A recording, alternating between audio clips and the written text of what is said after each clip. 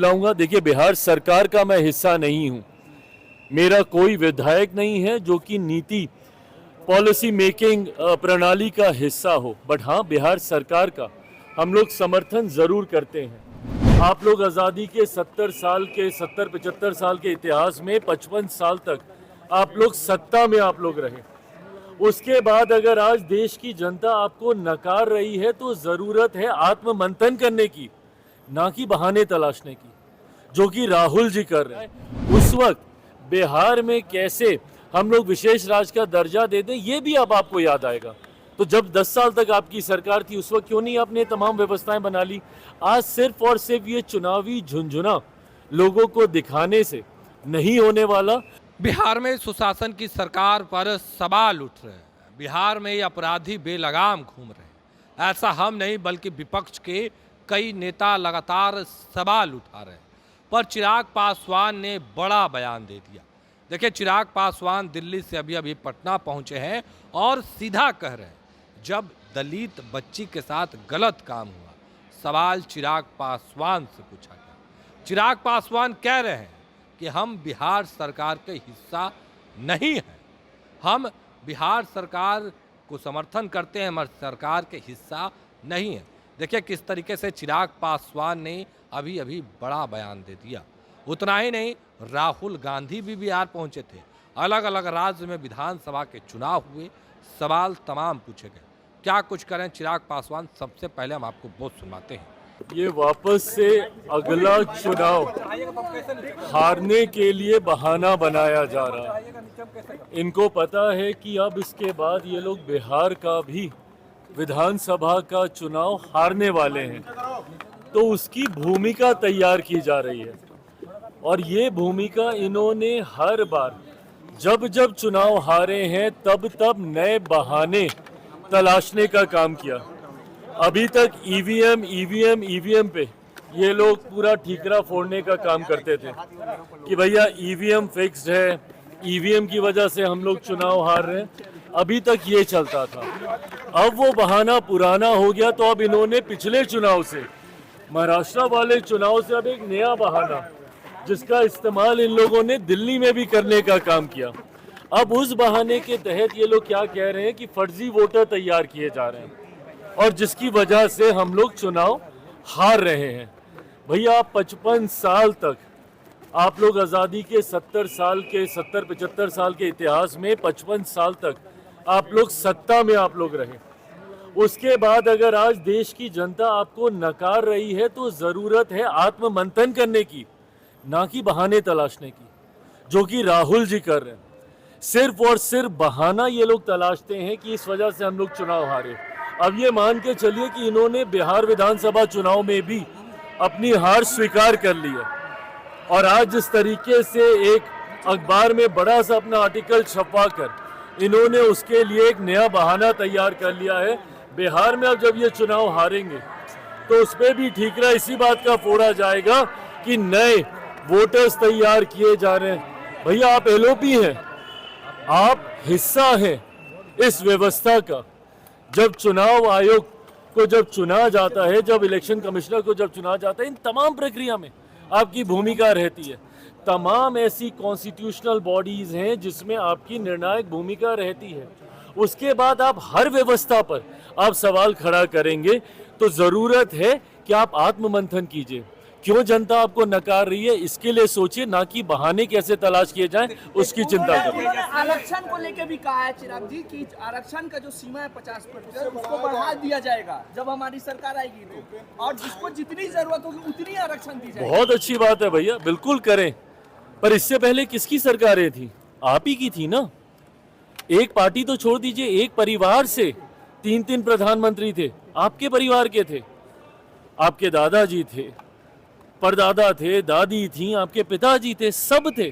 लंबे समय तक 2014 से पहले एक दशक तक आप ही के पार्टी की नेतृत्व वाली सरकारें थी।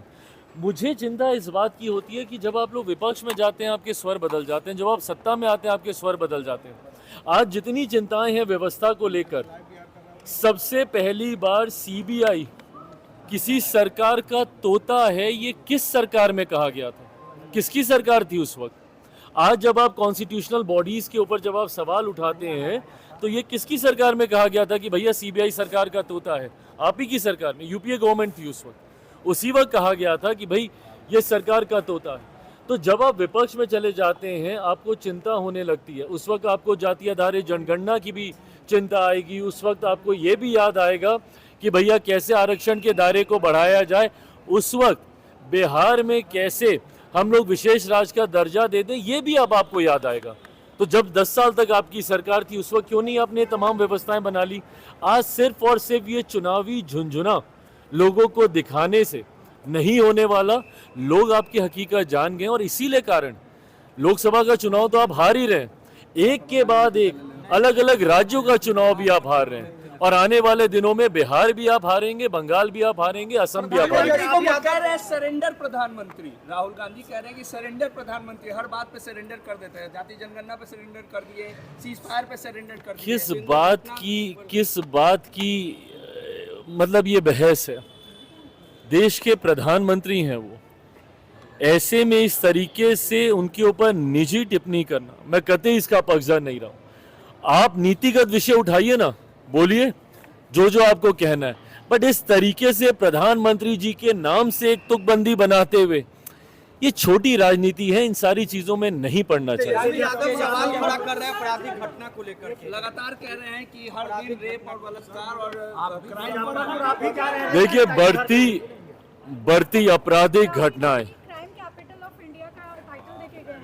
बढ़ती आपराधिक घटनाएं हम लोगों के लिए भी चिंता का विषय है। मैंने भी बिहार सरकार से, मुख्यमंत्री जी से इन तमाम विषयों को लेकर चिंता साझा करने का काम किया। संतोष इस बात का है कि जो अपराधी हैं पूरी तत्परता के साथ उनकी धरपकड़ कैसे हो, इस पर भी प्रशासन मुस्तैदी से कार्य कर रहा है। पर इन आपराधिक घटनाओं को नियंत्रित करने की जिम्मेदारी भी बिहार सरकार की है। ऐसे में जब विपक्ष सवाल उठाता है तो मैं उम्मीद उनसे ये करता हूँ कि अगर बिहारियों के ऊपर अपराध होता है तो ये चिंता इस व्यवस्था से जुड़े हर व्यक्ति की होनी चाहिए, सत्ता पक्ष हो विपक्ष हो। कैसे हम लोग इसको नियंत्रित करें, मिलकर हम लोग को कार्य करने की ज़रूरत है। सरकार और प्रशासन, इस बात का मैं विश्वास ज़रूर दिलाऊंगा। देखिए, बिहार सरकार का मैं हिस्सा नहीं हूँ, मेरा कोई विधायक नहीं है जो कि नीति पॉलिसी मेकिंग प्रणाली का हिस्सा हो, बट हाँ, बिहार सरकार का हम लोग समर्थन ज़रूर करते हैं। ऐसे में अगर ऐसी घटनाएं घटती हैं तो ये हमारे लिए भी उतनी बड़ी चिंता। आज मैं मुजफ्फरपुर भी जा रहा हूँ जहाँ पे 2 ऐसी घटनाएं हुई हैं, मैं दोनों परिवारों से वहाँ पर जाकर मिलूँगा और आने वाले दिनों में कैसे इसको और मजबूत करके इसको नियंत्रित किया जा सके, राज्य सरकार से भी इस विषय पर हम लोग तो अभी आप चिराग पासवान को सुन रहे थे, तमाम चीज़ों को लेकर क्या कुछ कहा उन्होंने आपने सुना है। फिलहाल के लिए इतना ही, अब बने रहे फर्स्ट बिहार झारखंड के साथ। धन्यवाद। पनोरमा ग्रुप, जो सोचता है वो करता है, आपके अपने सपनों का आशियाना। ये लो, मुंह मीठा करो, आज मैंने अपना जॉब छोड़ दिया, अब हम पूर्णिया वापस जाएंगे। जॉब छोड़ दिया है? मतलब ये घर कैसे चलेगा, हम करेंगे क्या और माँ बाबूजी क्या बोलेंगे? इसलिए मैं एक और मिठाई का डब्बा लाया, अपने बिजनेस के लिए लोन अप्रूव हो गया। अरे लोन अप्रूव हो गया वो तो ठीक है, लेकिन पूर्णिया में हम रहेंगे कहाँ? अपना घर भी तो नहीं है वहाँ। इसलिए तो एक और मिठाई का डब्बा अलग से लाया हूँ। हमने पूर्णिया में घर ले लिया है, पूर्णिया के ई होम्स पैनोरमा में। पूर्णिया में पैनोरमा ग्रुप लेकर आए हैं ई होम्स पैनोरमा। बड़ा घर, आलीशान जिंदगी और अत्याधुनिक सुविधाओं के संग। अरे अब क्यों मुंह मीठा करवा रही हो? क्योंकि हम घर वापसी जो कर रहे हैं। घर वापसी की खुशी पूर्णिया में ई होम्स पैनोरमा के संग। ई Homes Panorama, luxurious lifestyle redefined.